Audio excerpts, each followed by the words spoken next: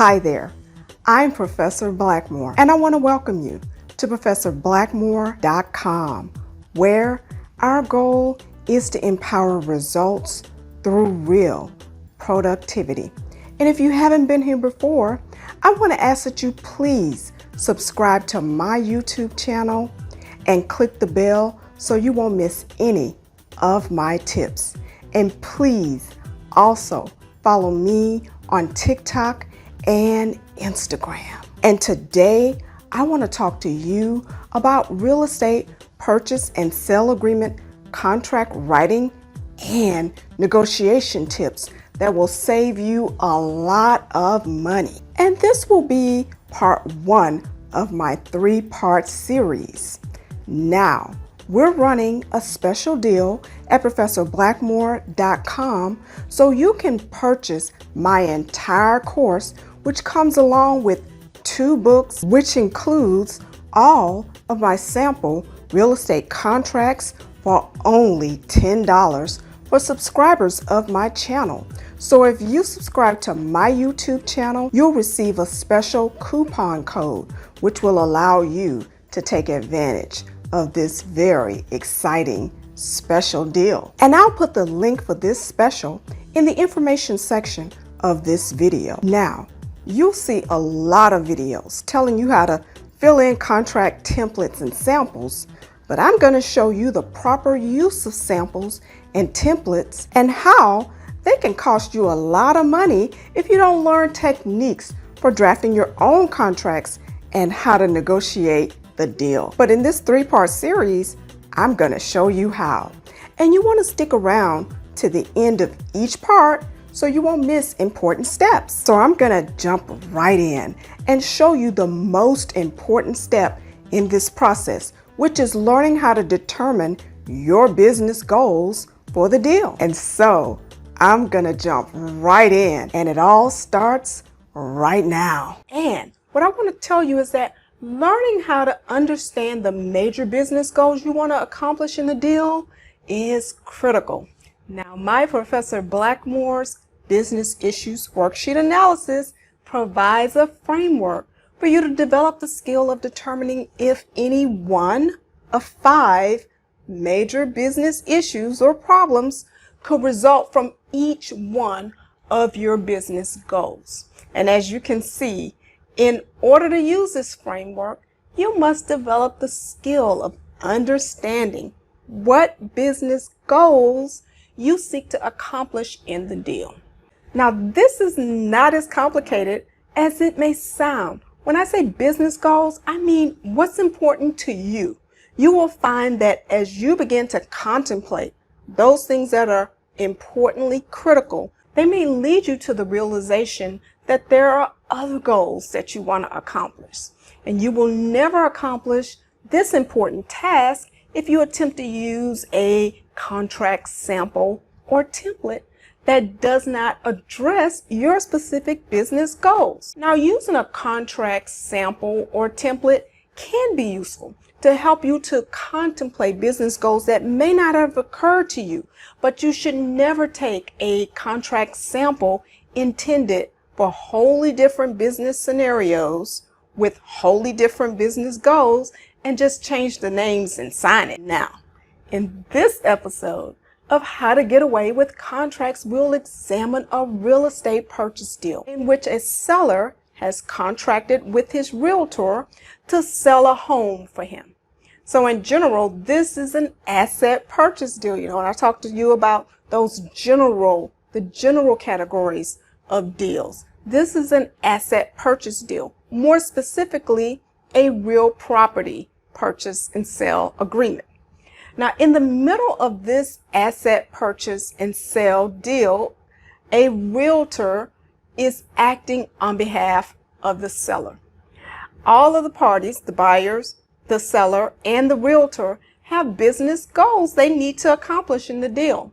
And so this will be a good time for you to see if you can determine the business goals of each party. So, Mr. Riley, what happened with this house? Your Honor, I purchased a home through Mr. Jackson's realty company. When we saw the home, my wife and I absolutely loved the home. It's in a historical district. It was built by one of the students of Frank Lloyd Wright. Absolutely beautiful home. It's too small for us, and that was the only problem. It has a lot of acreage around it. So I'm a writer, and I spend time at home writing. I need my home office. And when my wife and I saw it, the one thing we agreed on would be that we would need more space, you see.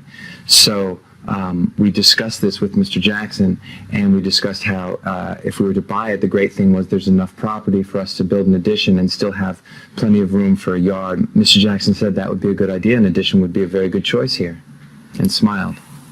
And so then we went ahead, and everything went smoothly. We were able to obtain our mortgage and closed on the house 2 months later. After that fact, I almost immediately started plans to build the addition. The first day that the contractors show up, all of a sudden, somebody from the White Plains Development and Zoning Commission, which is something that I hadn't even ever knew existed. Of course, Mr. Jackson hadn't mentioned their existence. Probably would have been counterproductive for him at that point to do so.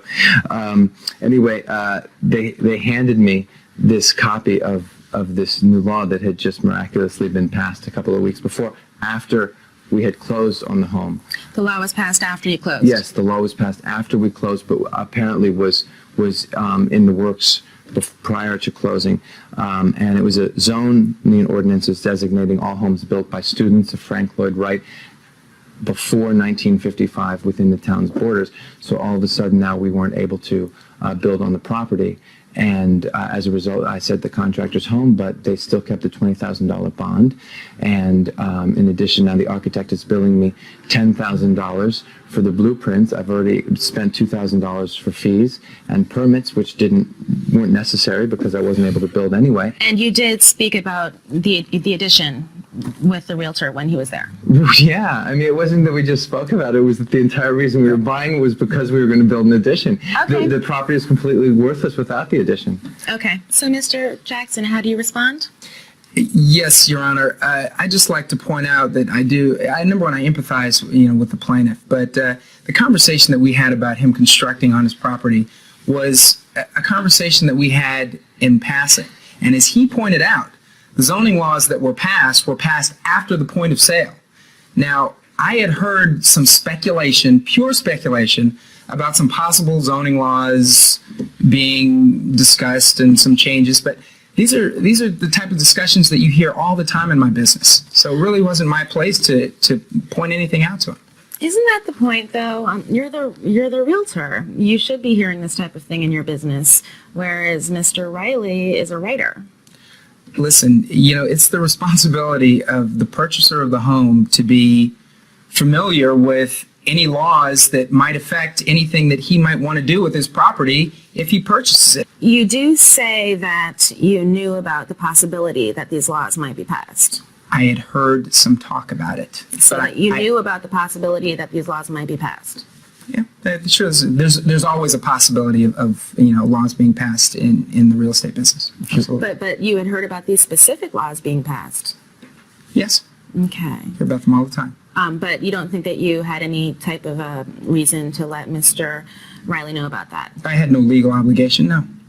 Your Honor, can I interject just Yes. briefly? If you look at the slow, lethargic pace of bureaucracy in general, and you consider the fact that from the time that he smiled so charmingly at us and said, an addition would be very nice, yes, and then 4 months later, I'm being handed a slip of paper that says the zoning ordinance has been passed, that's almost the equivalent of it being passed tomorrow, because it's been in the works for years, and at that point there was no way it would turn around and go back the other way. So when he says he hears passing references to it that happen all the time, I think he's being a little disingenuous. I think actually what happened was he knew very specifically this law was going to be passed, and the reason that we got that he was in such a rush to get us in and to close the deal was simply because he knew that it was going to be passed very soon. Your Honor, that sounds very nice, but that is not the case. It seemed that Mr. Jackson was very willing, for example, to inform us that there was going to be a new Starbucks built not 3 blocks away from us. Such like that. He was very up on what was happening in the community, that it was going to be a very good school system for our kids. I think it's very clear that Mr. Jackson sees his role as helping the seller only.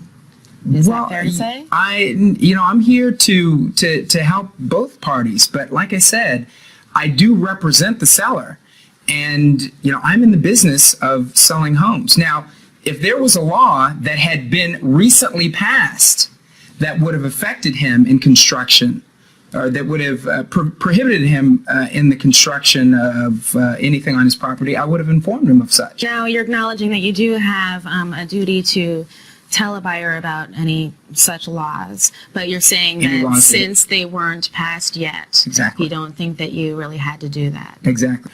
But let me point out again that I represent the Wentworth estate, and I would be doing a disservice to the seller by making potential buyers wary of any possible laws. How long does it normally take you to sell a house on average, would you say? Depending upon the house and the situation, anywhere from, a couple of weeks to a month. And how long did this one take? Oh, I think this took maybe from start to finish about 3 weeks, 3 to 4 weeks. So would you say it was a shorter time or a longer time? On average, it was about the regular time that it takes to sell a home. There are homes on my street that have been on the market for years. Okay, well, I guess maybe I sell homes a little faster. You sure do. He liked this home, and it was a relatively quick sale, I suppose. Okay. Mr. Riley, I know that you had somebody checking into the title on this house. Did you consider having a lawyer handle some of these issues for you? I have a lawyer, yeah. We went over the contract and everything, of course. Okay. What type of issues? I think, Your Honor, what's happening here is that I'm being asked whether or not I should have speculated and guessed that there was going to be an imminent zoning law, and I don't see how I could have possibly done that. I don't know how an attorney could have done it. I would have been doing the same thing, speculating, guessing. Yeah, he's in the business to know this and is responsible to provide me with any information that he has. As a potential buyer, you're also in the business. Gentlemen, please address the court when you're speaking. Your Honor, all I'm saying is it's obvious that he rushed this sale through in order to get his commission before the zoning law was passed, and that's why I'm suing for negligence. Okay, I've heard enough. Thank you very much. I'm almost positive I've won the case, if not completely positive I've won the case. His argument was not very sound. Basically, he said, I knew about it, but I didn't tell you because I don't have to. And I think that he proved himself to be completely irresponsible and totally negligent. And I was thrilled watching him because he made my case for me, and I really didn't have to say a word. I'd be shocked if I didn't win. I think the mistake I made was in trusting Mr. Jackson to begin with. No, I know that I've won the case because, again, legally, I'm not bound to tell the buyer about any speculation about potential laws that might be passed. The fact of the matter is that at the point of sale, law hadn't been passed. In the case of Chuck Riley versus Robert Jackson, I am finding for the plaintiffs. I find that the contract is void, the reason being that there was a material omission. The fact that the realtor knew about the pending legislation and didn't say anything about it means that the buyer did not enter into the contract knowingly. I also find that the realtor intended on having this contract signed and this house sold prior to the announcement of the pending legislation. I find that the realtor had a duty to let the buyer know that there was pending legislation which would keep him from being able to add on the addition. I find that he breached that duty by not saying anything. And I also see that the damages were incurred by the plaintiff were because of this foreseeable consequence. If the buyer would never have bought the house if the realtor was honest with him. And so I'm awarding all damages to the plaintiff. Now, if you've enjoyed these tips, please give me a big thumbs up. And please join me for part 2. In the meantime, I hope that you'll subscribe to my YouTube channel. And please click the bell so you won't miss any of my tips. And please also follow me on TikTok and Instagram.